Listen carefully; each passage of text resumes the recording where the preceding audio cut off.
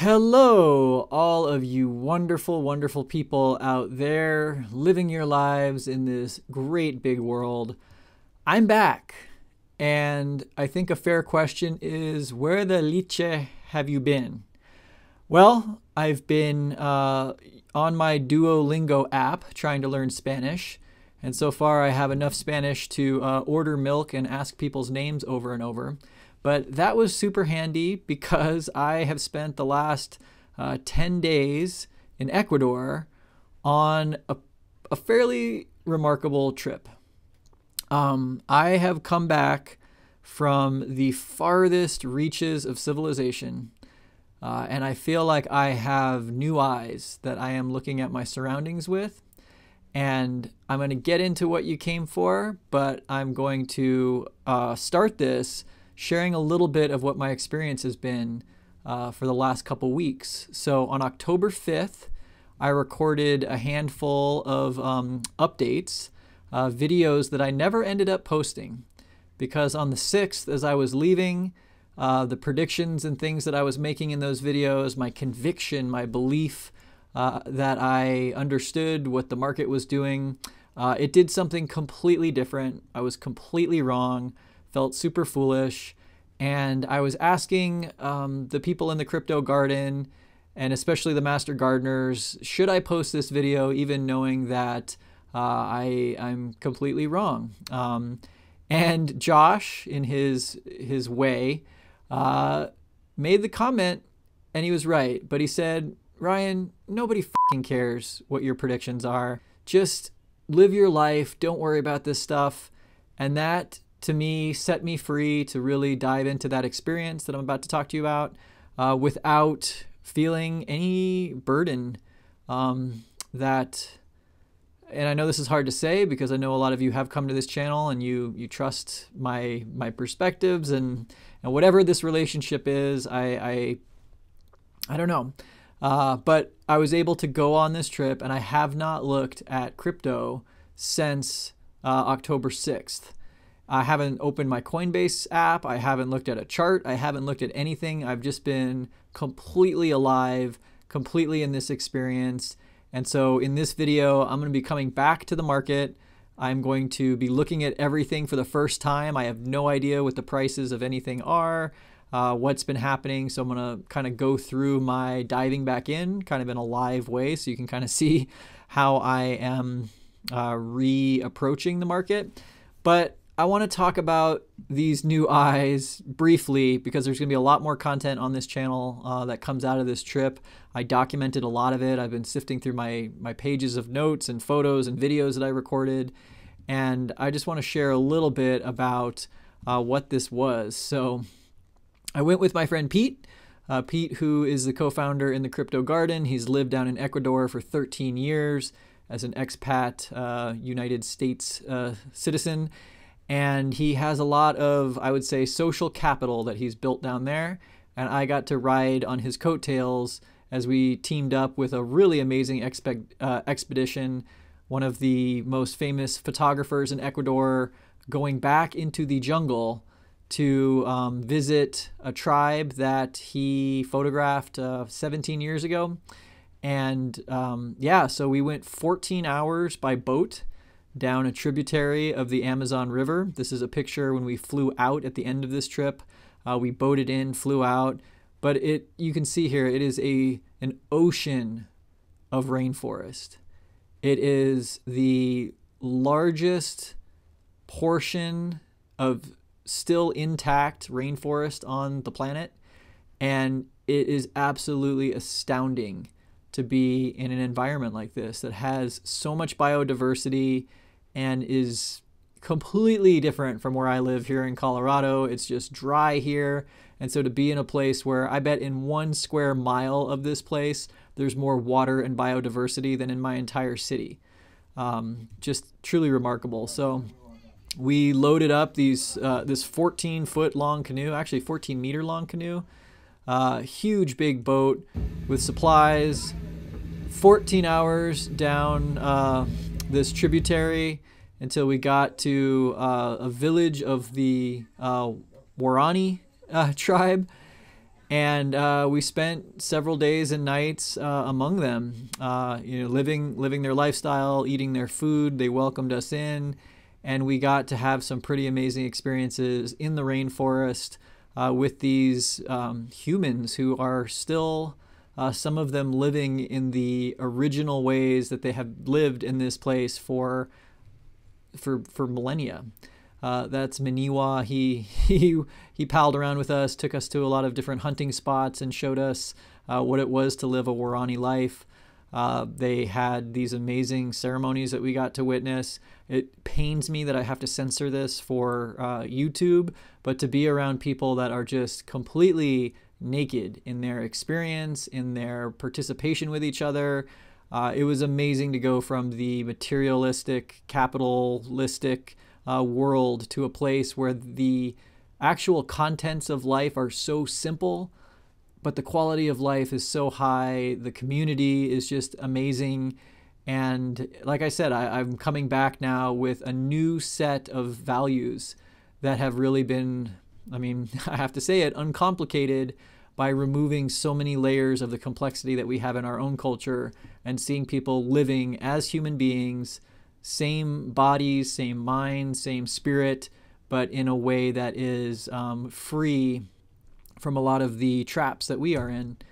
So I also got to do ayahuasca. That's been something that I've wanted to do for a long time, but I haven't wanted to do it in some friend's basement. We actually got to participate in an ayahuasca ceremony. This is before we went into the jungle with one of the oldest shaman that still guide people. There's a lot of kind of tourist shaman down there that kind of put on the act. This dude was the real deal. And yeah, I'm coming back to you now after 10 days in the jungle, having seen from the top of the pile the rich Western world, Colorado, out to Quito, down to Tena, and then Coca, and then out into the jungle, just kind of stepping down the economic ladder until finally hanging out with these people that are living so simply. And yeah, it's had a profound effect on me. I brought back a cool little Ecuadorian instrument as well, and a pretty sporty mustache that my partner already made me shave off so that I could kiss her. But yeah, anyway, that's where I've been. That's why I have not been online. I've not been posting. I have been really neck deep in a very profound experience. And like I said, I am sifting through all the notes and content, and I intend to tell this story in a bigger way because it was profound for me, and I think it really gets to the heart of what I'm trying to do here on this channel, which is not to talk about crypto. Crypto is a passing interest that to me opens up this question of what do we value? What life do we want to live? Why is it that when I talk to crypto enthusiasts, I was hanging out with Vince and Leah in their mountaintop home in Boulder. They have more money than I will ever see in my life, and they are still interested in crypto. It still offers possibility to them. I hang out with teenagers and other people that are buying, a few $100s worth of Dogecoin, but to them, the opportunity, the something that's here in the crypto space is not the money. It's not. If the millionaire on the mountaintop and the college kid with a few $100s to his name, a few nickels to rub together, are both coming to this space, it's not because when you have $1 million, you're just done. It's because in this space, there is an opportunity, or at least it seems that there's an opportunity for us to go beyond the limitations that we have in our lives and to free ourselves from these traps. And I can tell you, coming back from an environment like this, I have some real deep questions about what we're actually looking for and if it's truly more money, more things that gets us out of the traps that we're in. So that's all coming up on Uncomplication. I am taking, like I've promised for months and months now, there's going to be some hard pivots away from just crypto predictions. And if a lot of you leave, that's totally fine, because I'm here in my life not to do what you want me to do, but to do what I feel is necessary, which is to go a bit deeper and to question basic cultural assumptions, because some of them might be wrong, and we might be holding ourselves back from our best life because of it. So I'll shut up with that part now. I'm going to do what I think is kind of interesting. I have not looked at anything crypto related since the 6th. So I am right now opening up all of these charts and everything for the very first time. I'm going to do that with you, and we're just going to walk through, see what we see. So I think it'll be kind of interesting to have these new eyes going into the market. And yeah, let's dive in. Let's see what we see. So of course, TradingView is the place that I go when I want to know what is going on with these blinking, flashing ticker symbols. All right, we have an alert on XLM. We got to buy some XLM. I wonder when this kicked off. Okay, let's just dive in. Let's go to the chart. And this is how I normally approach things. I like to start with the total crypto market. See if my slow-ass computer will behave for us here. It probably just has to queue up so many unstretched pixel bits that it's really straining. Okay, let's go to the total crypto market cap. Let's go to a full-size chart. And let's see what the hell's going on. All right, so first thing I see is that it looks like we've surpassed the previous all-time high. It looks like that was a couple days ago. This is on a daily view. So if we kind of zoom in here, it looks like on the 15th, we had a wick up past the previous all-time high for the total crypto market cap, past the $2.58 trillion. We've since come back down and are kind of bouncing around here.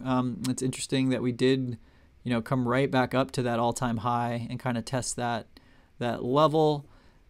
Just looking at a few indicators here. So this is the slow-moving RSI, and we were in this bearish divergence that, of course, led me to a lot of my erroneous predictions. Let's see here. So we kind of had this downtrend that we were in quite strongly, and then we had the spider on the toilet seat just out of nowhere leaping up. On this day alone, let's see, on the 1st of October is when we put in this real big, let's see, what did this do? Kind of from wick to wick. It was a 15% move up. And I have to tell you that, like I said, my interest in crypto is hanging on by a shoestring. If it weren't for this YouTube audience and the friendships and things that I have in the garden, I wouldn't be looking at this at all at this point. I think I've told a lot of you this story. Let's see if this is back in April. Yeah, I sold all my Bitcoin, kind of rotated in some other things here. And then I did kind of buy back in a little bit in here. In here, kind of on this downturn, I sold out here into USDC. And then in this time period, I put a lot of money back that I had kind of taken out irresponsibly from home equity lines of credit and all this other stuff. I had about 70 grand in the market earlier this year. And around these points, that was about $40,000 worth of unrealized gains. And when I sold here, I probably captured a third of that. And then I put back most of that money and then kept, I think it was like $15,000 or $20,000 in the market. And then in this period, I was kind of dollar cost averaging in, trying to really stick to the strategy that made sense to me at that time, rather than just the wild buying and selling that a lot of this time period for me was typified by. I was just kind of dollar cost averaging. And then as we were climbing up here, I was taking profit, which felt really good. I was taking profit in Cardano. I was taking profit from Cardano into Bitcoin.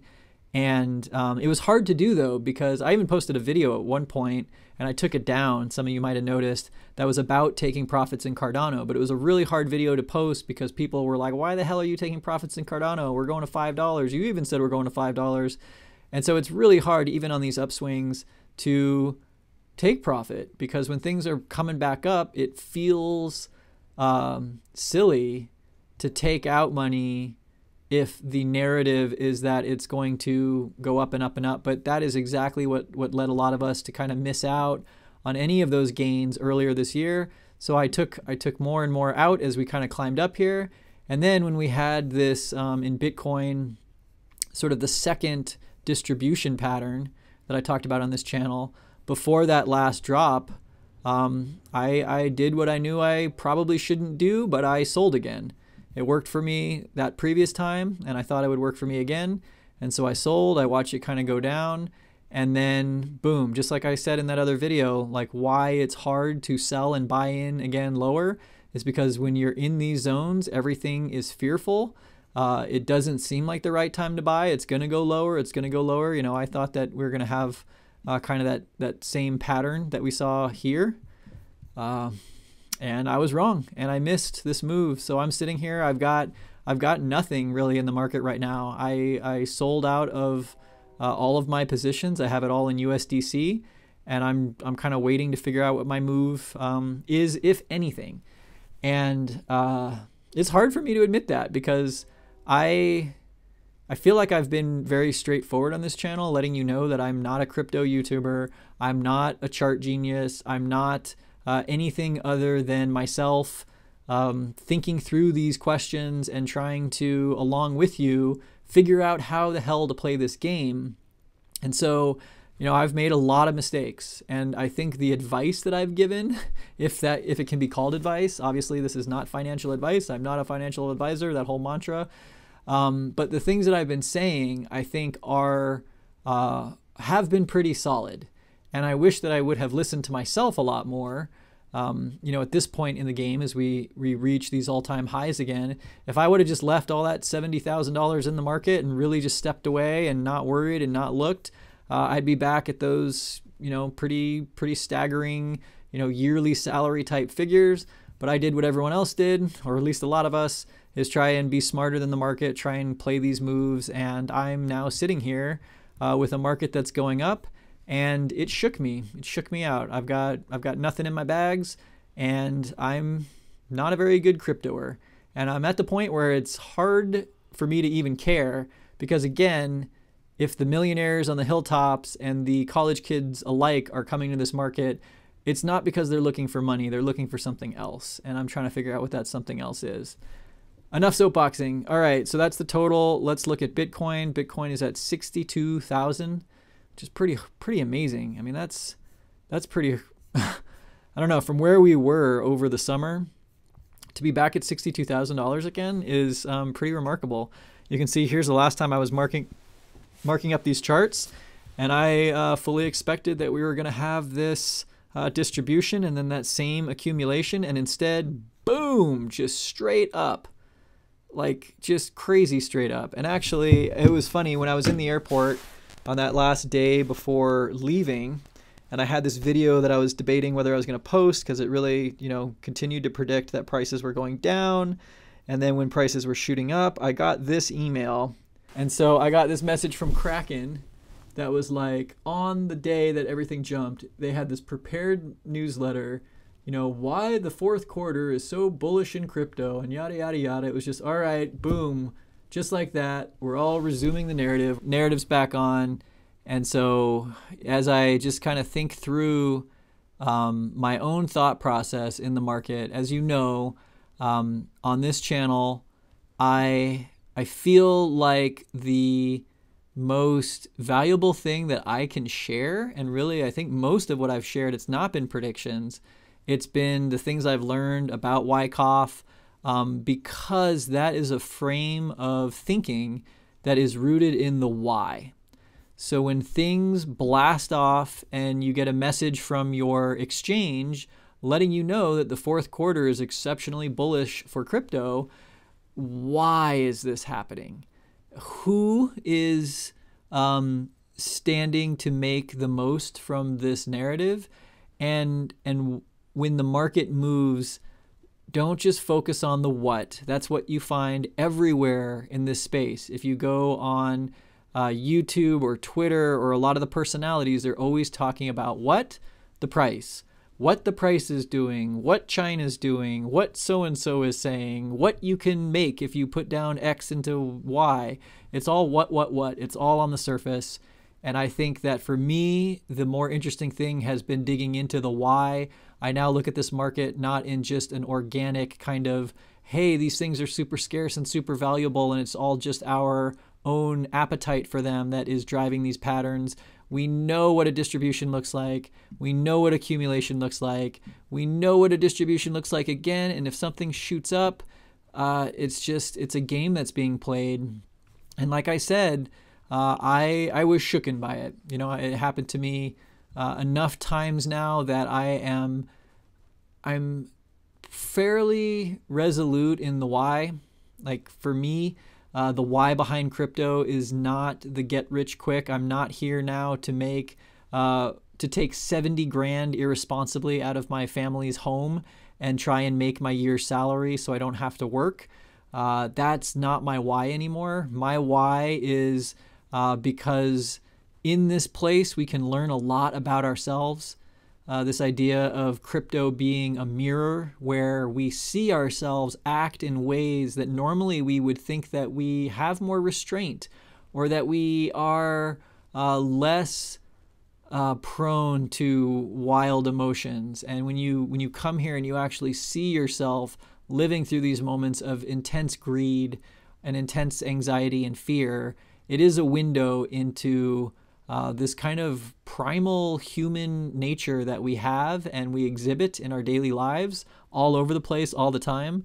And here we have the highly concentrated, distilled version of this extreme opportunity to benefit economically. And in that we have these intense emotions that we are navigating if we choose to play the game. So for me, if you go back and watch the videos that I've posted since the beginning, they're talking about controlling emotions. They're talking about the why behind the market. And so that was a very interesting exercise for me. And as I see where the game breaks down again, as soon as you think that you can play the game better than the game makers is when you get fooled. You know, we can all look at Wyckoff distribution charts and accumulations. We can all make assumptions and predictions, but we don't know what the playbook is. We don't know what the larger kind of story arc is.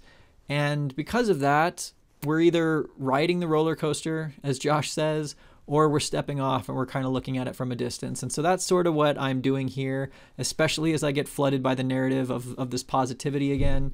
I'm really kind of questioning where my place is in this space. And yeah, so with that said, let's look at some other projects because I think that's also kind of interesting. Bitcoin is leading the charge. We're getting back up around all-time highs. Let's see what we've been doing just in the most recent kind of window of time here. And let's get off the BLX. Let's go to just, what is this? The perpetual futures. This is just a Bitstamp chart on the daily. And so, yeah, I mean, we've been having some pretty, buoyant wicks kind of buoying us up back towards these all-time highs. It looks like we're right on the cusp again.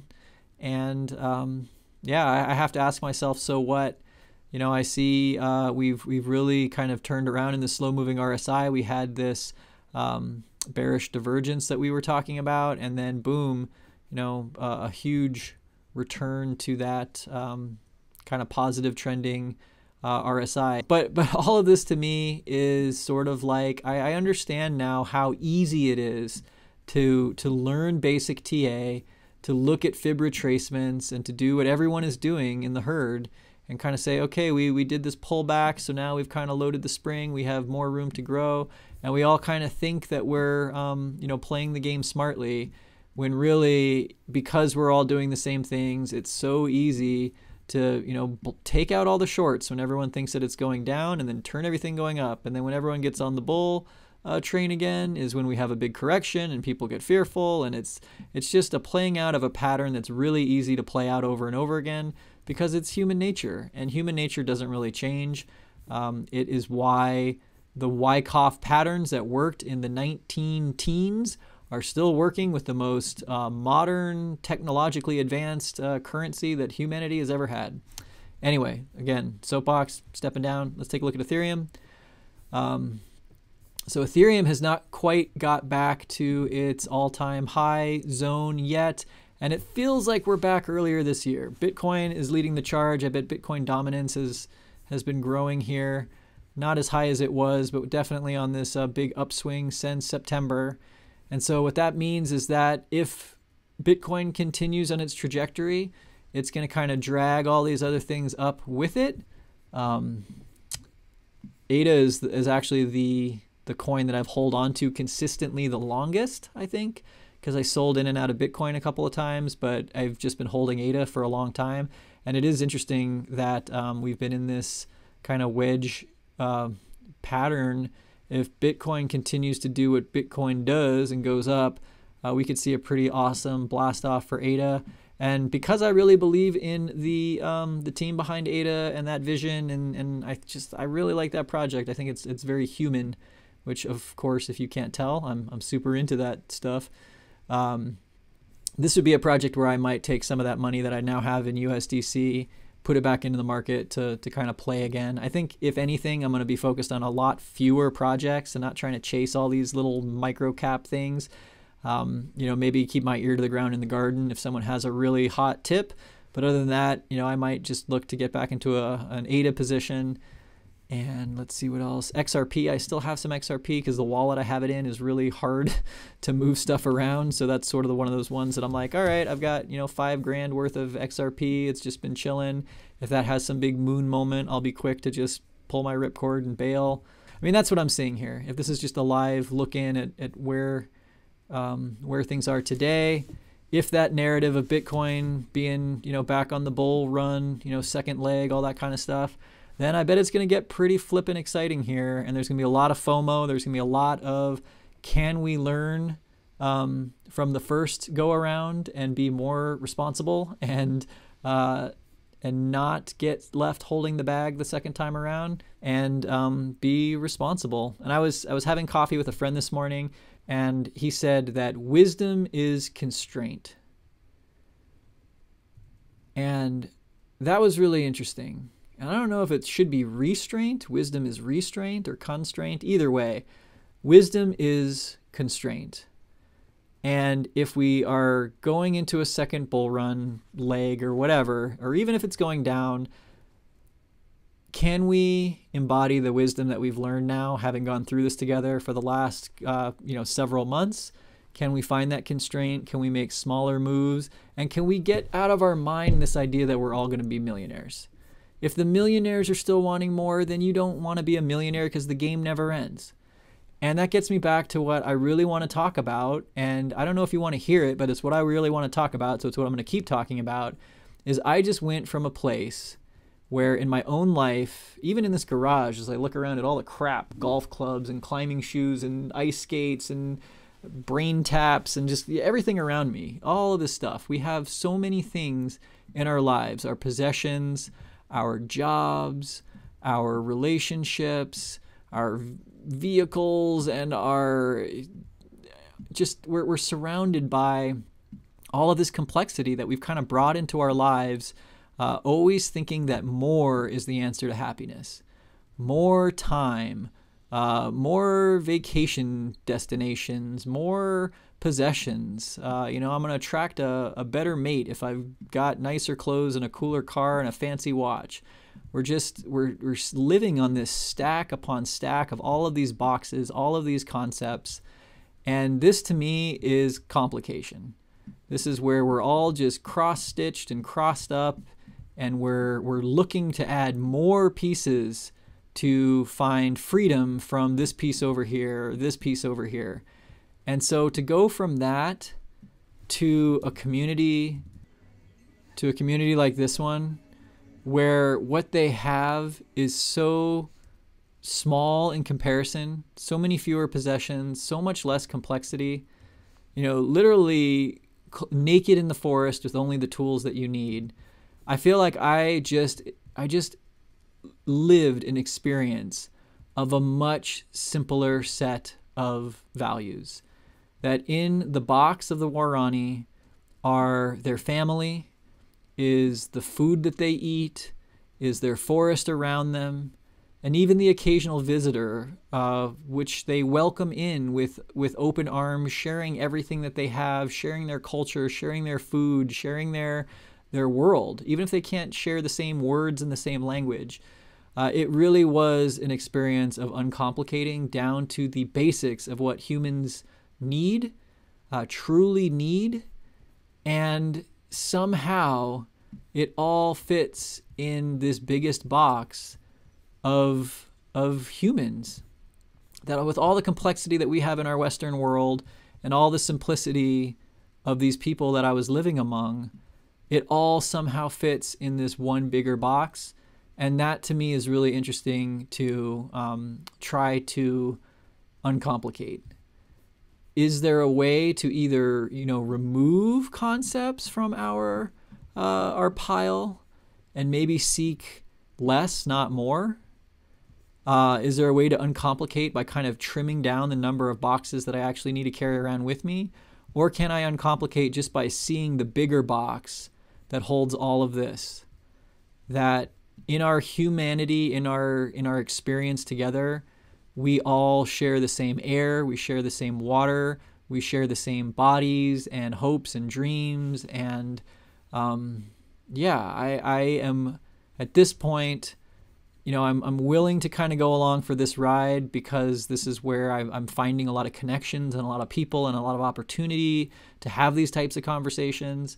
But ultimately, I'm really excited to go through all the footage that I collected from this trip, share with you that experience of going from the top of the mountain back to the roots of human society, and to kind of put that forth as a starting point for conversation. Because I think if we really, truly dig deep, what we're looking for is not just more money. We are looking to feel alive. And we think we're going to get there by winning the game, by beating the system, by getting out of the traps. And it might be that we just need to recalibrate how we view things, and how we appreciate the things that we do have. Gosh, I don't know if you guys are going to like this video, if this is just, getting to the point of preachiness.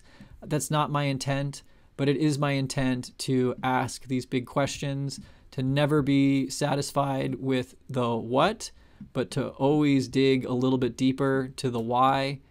And that's how I plan to kind of move forward here. So thank you for being patient. Thank you for your forgiveness in that I try to come on here and just be as open and honest as I can about what I know and what I don't know.